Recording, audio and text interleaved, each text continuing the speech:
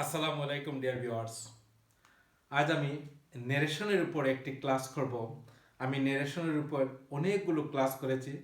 আজকের এটি হলো প্যাসেজ ন্যারেশন। আর এই প্যাসেজ ন্যারেশনটা হচ্ছে সম্পূর্ণরূপে ডিফারেন্ট, যার জন্য অনেকেই আমাকে বলেছে যে এই প্যাসেজ ন্যারেশনটা যেন আমি সমাধান করে দিই। সেই লক্ষ্যেই আমি আজকে এই প্যাসেজ ন্যারেশনটা একেবারে সহজভাবেই আমি এটি দেখিয়ে দেব, যাতে আপনারা এটি শিখতে পারেন। প্রথমেই আমরা জানি প্যাসেজ ন্যারেশনের প্রথম নিয়মটা হচ্ছে প্রথম রিপোর্টিং ভার্ব সাবজেক্ট বসবে, এরপরে প্রথম রিপোর্টেড স্পিচের উপর প্রথম রিপোর্টেড স্পিচ এর নির্ভর করে আমরা টোল্ড বা সেড অনেকগুলো প্রেয়ার বসাতে পারি, এক্সটেমলি জয় বা সরব বসাতে পারি। এরপর দ্বিতীয় রিপোর্টিং করে সাবজেক্ট বসবে। আমরা সেই লক্ষ্যে প্রথম রিপোর্টিং ভার্বটা প্রয়োজন। তাহলে আমরা জানলাম এখানে she said we shook hands, এটি হচ্ছে প্রথম রিপোর্টিং ভার্ব। এরপর হচ্ছে দ্বিতীয় রিপোর্টিং ভার্ব। এখানে দ্বিতীয় রিপোর্টিংটা ভার্বটা হচ্ছে I retorted। তাহলে আমাদের নিয়ম অনুসারে প্রথম রিপোর্টিং ভার্বের সাবজেক্ট বসবে। তাহলে আমরা জানলাম এখানে said এর পূর্বে সাবজেক্ট আছে, এরপরে as we shook hands এটি হচ্ছে এই রিপোর্টিং ভার্বের সাথে তার ইনক্লুড। সো এই অংশটা আমরা প্রথমেই বসাবো। as we shook hands এরপরে হচ্ছে she এখন আমরা দেখব এখানে হচ্ছে ফর মাই এক্সাম্পল। এই অংশটা কোন সেন্টেন্সের অন্তর্ভুক্ত আমরা জানি, এটি ইম্পারেটিভ সেন্টেন্স। তাহলে ইম্পারেটিভ সেন্টেন্সে আমরা অনেকগুলো রিপোর্টিং ভার্ব বসাতে পারি। ভার্ব বসবে, যেমন অনেক সময় টোল্ড বসে, অ্যাডভাইস বসে, এরপর অর্ডার বসে। এখন এখানে হচ্ছে ফলো মাই এক্সাম্পল, উপদেশ বোঝানো হচ্ছে, তাই আমরা অ্যাডভাইস বসাবো। শি অ্যাডভাইসড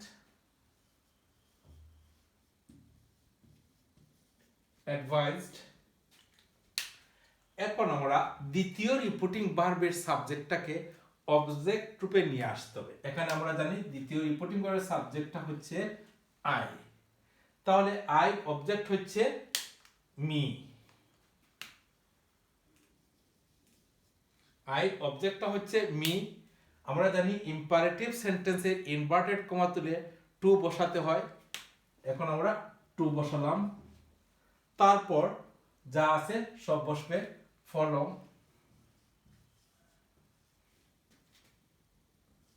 মাই পরিবর্তন হবে হার দ্বারা, হার এক্সাম্পল।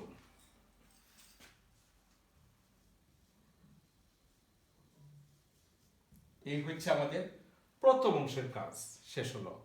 এরপর আমাদেরকে কাজ করতে হবে। এখানে আমরা জানি দ্বিতীয় রিপোর্টের স্পিচটা হচ্ছে and never eat more than one thing for luncheon।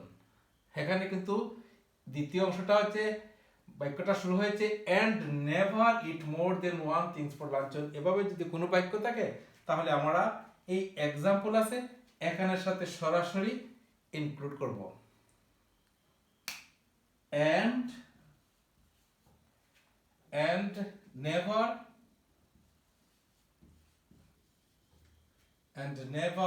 eat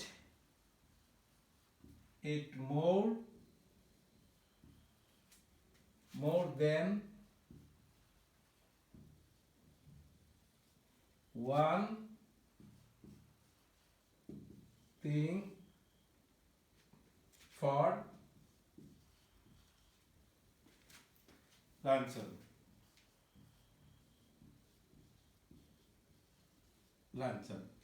তাহলে আমরা এখানে কি করেছি যে প্রথম রিপোর্টেড স্পিচ কাজ করার পর দ্বিতীয় রিপোর্টেড স্পিচটা প্রথম রিপোর্টেড স্পিচের সাথে ইনক্লুড করেছি।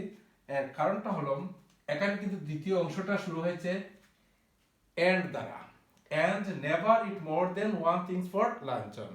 যদি আমাদের অন্য কোনো অংশ থাকতো, আমরা জানি, আমি পূর্বের ক্লাসে দেখিয়ে দিয়েছি যে ইনভার্টেড কমার ভিতরে যদি সাবজেক্ট থাকে তাহলে সেই বাক্যটি হচ্ছে অ্যাসার্টিভ, সাবজেক্ট যদি না থাকে তাহলে হচ্ছে ইম্পারেটিভ, প্রশ্নসূচক থাকলে ইন্টারোগেটিভ, এক্সক্লেমেশন চিহ্ন থাকলে এক্সক্লেমেটরি, এবং মেয়ে দ্বারা যদি বাক্য থাকে তাহলে অপটেটিভ বা অ্যাডজেক্টিভ দ্বারা থাকলে অপটেটিভ।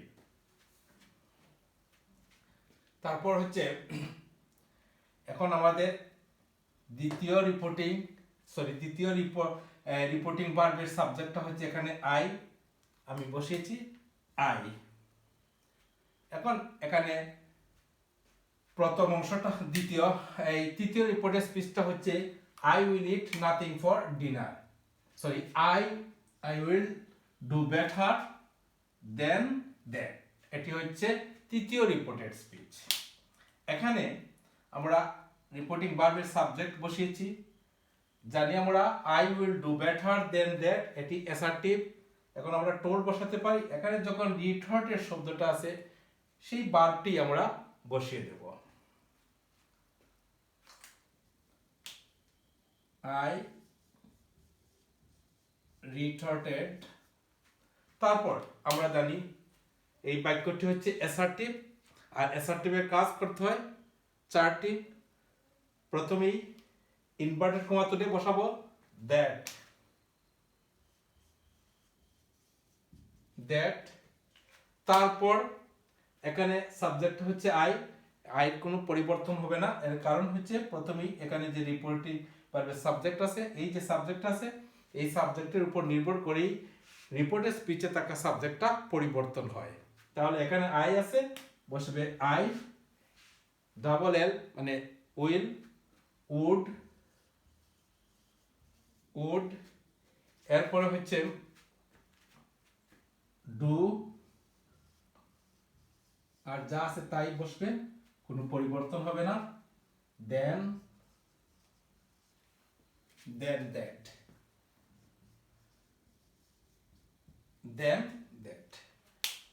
এখন আমরা জানি এই যে রিপোর্টিং ভার্ব আছে, এই রিপোর্টিং ভার্বের যে সাবজেক্ট, এটি কিন্তু আমাদের এই যে রিপোর্টের স্পিচ সেটিকেও পেয়েছে, এটিকেও পেয়েছে। এর কারণটা হচ্ছে এটাও রিপোর্টিং ভার্বের সাবজেক্ট আই দ্বারা শুরু হয়েছে, এখানে এই যে রিপোর্টের স্পিচ সেটিও কিন্তু আই দ্বারা, অর্থাৎ এখানে রিপোর্টিং ভার্বের সাবজেক্টটা হচ্ছে আই। এখন এই যে রিপোর্টিং ভার্ব, এই রিপোর্টিং ভার্বে কিন্তু এই দুটি অংশকেই পেয়েছে। সেই অনুযায়ী আমরা ইচ্ছা করলে একসাথে আমরা জয়েন করতে পারি, আর না হয় আমরা এখানে ফুল স্টপ দিয়ে আবার বাক্যটা শুরু করতে পারি।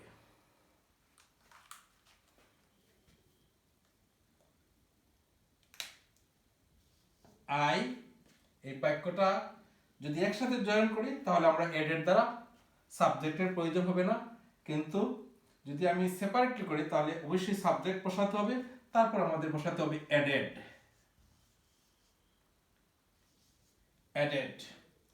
তারপর এই সেন্টেন্সটা জানি আমরা অ্যাসার্টিভের জানি কাজটি হচ্ছে চারটি। প্রথমে ইনভার্টেড কমা তুলে দ্যাট বসাতে হয়, আমি বসালাম দ্যাট। তারপর সাবজেক্টটা হচ্ছে আই, পরিবর্তন হবে না, আই, ডাবল এল মানে উইল, উড, এরপর আছে ইট, যা আছে তাই বসবে, নাথিং ফর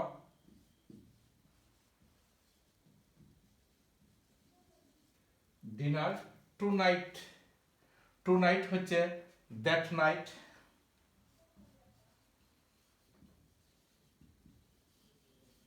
অর্থাৎ এই টু নাইট শব্দটা পরিবর্তন করেছি আমরা দ্যাট নাইট দ্বারা, টু নাইট শব্দটা পরিবর্তন হয়েছে দ্যাট নাইট দ্বারা। এখন আমরা কাজ করব, এখানে কিন্তু রিপোর্টিং ভার্ব আরেকটি আছে, she cried gaily jumping into a cab. এখানে একটি মাত্র রিপোর্টেড স্পিচ রয়েছে, আর এই রিপোর্টেড স্পিচটা হচ্ছে এক্সক্লেমেটরি এখানে এক্সক্লেমেশন চিহ্ন আছে, অতএব এই সেন্টেন্সটা বা এই শব্দটা হচ্ছে এক্সক্লেমেটরি সেন্টেন্সের। এখন আমরা প্রথমে বসাবো she cried gaily jumping into a cave।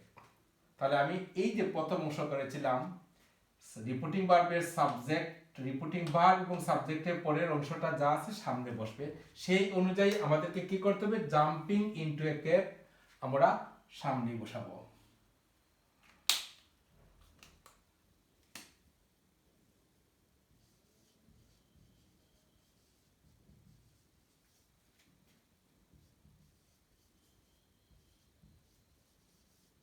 Cave, তারপর আমাদের সাবজেক্টটা হচ্ছে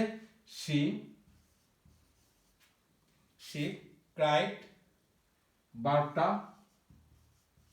cried gaily।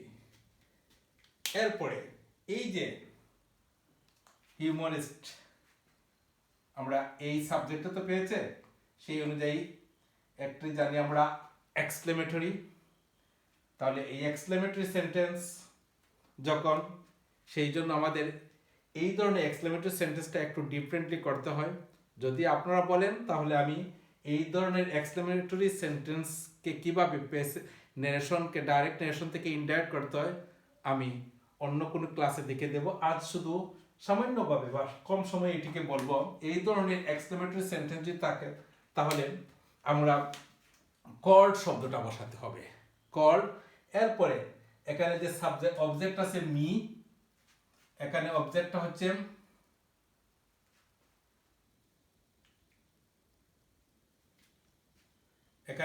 হচ্ছে মি, কল্ড মি, তারপর একটা আর্টিকেল বসবে, তারপর আমরা এই এক্সক্লেমেটরি এই যে শব্দটা আছে এই শব্দটা বসবে। তবে বাক্যটাকে আমরা এই অংশটা জয়েন করার জন্য আমরা এন্ড বসাবো। এটি যদি নাও বসাই তাও সমস্যা নেই। এন্ড, তারপর বসবে এন্ড কল্ড মি এ হিউমারিস্ট। এই হিউমারিস্ট শব্দের অর্থ হচ্ছে রসিক, হিউমারিস্ট শব্দের অর্থটা হচ্ছে রসিক। তাহলে আমি একটু ইজিলি আরো বলছি, যদি এই ধরনের একটি মাত্র শব্দ থাকে আর এই ধরনের শব্দ থাকা সত্ত্বেও যদি এক্সক্লেমেটরি সেন্টেন্স দ্বারা করতে হয় তাহলে আমরা এই কল্ড শব্দটা বসাতে কল্ড মি বসাবো। এই মিটা বসবে আসলে প্রথম রিপোর্টিং ভার্বের সাবজেক্টের সাথে যে অবজেক্টটা বসেছে সেই অবজেক্টটাই এখানে বসবে। তারপর একটি আর্টিকেল অবশ্যই দেব, তারপর আমরা যে শব্দটা আছে সেই শব্দটা বসবে। আশা করি আপনারা বুঝতে পারছেন। ধন্যবাদ সবাইকে। আসসালামু আলাইকুম।